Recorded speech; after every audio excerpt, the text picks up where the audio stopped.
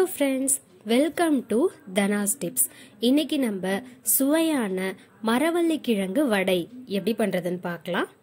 இந்த மரவள்ளி கிழங்குல vitamin A, நார்ச்சத்து, மினரல்ஸ் எல்லாமே இருக்கு. அதனால வெயிட் லாஸ்க்கு, கண் பார்வைக்கு, ஊட்டச்சத்துக்கு இந்த மாதிரி பல நன்மைகளை கொடுக்குது இந்த மரவள்ளி கிழங்கு.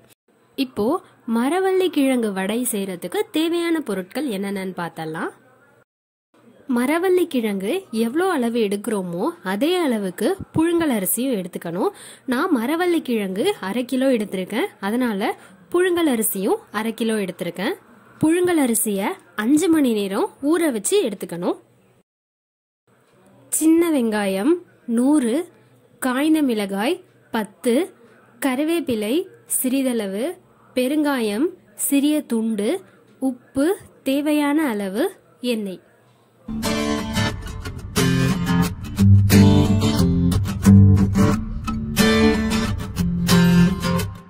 ஃபர்ஸ்ட் மரவள்ளி கிழங்குல உள்ள தோல் எல்லாத்தையும் உரிச்சு எடுத்துக்கலாம்.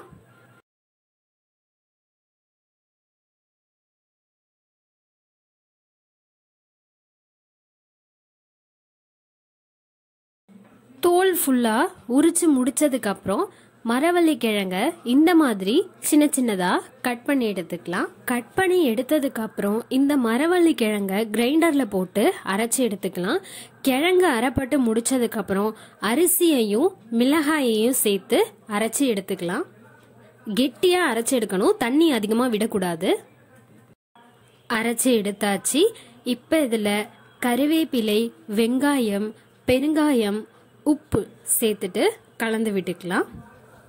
கடாயில வடை பொரிக்கிற அளவுக்கு தேவையான எண்ணெய் விட்டு காய வச்சுக்கலாம்.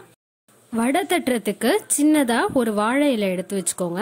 வாழை இலையில இந்த மாதிரி எண்ணெய் தடவிட்டு மாவை வச்சு இந்த மாதிரி நீங்க தட்டினீங்கன்னா உங்களுக்கு வடை ஷேப் ஈஸியா வரும். அதே சமயத்துல கையில ஒட்டாமலும் வரும். எண்ணெய் நல்லா காஞ்சதுக்கு அப்புறம் வடையை நம்ம போட்டு பொரிச்சு எடுக்க வேண்டியதான். பொரிச்சு எடுத்தாச்சு.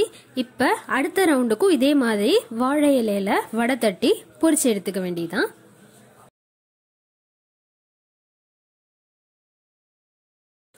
நம்ம மரவள்ளி கிழங்குல இந்த மாதிரி வடை செய்யறதுனால வடையோட டேஸ்ட் ரொம்ப சூப்பரா இருக்கும்.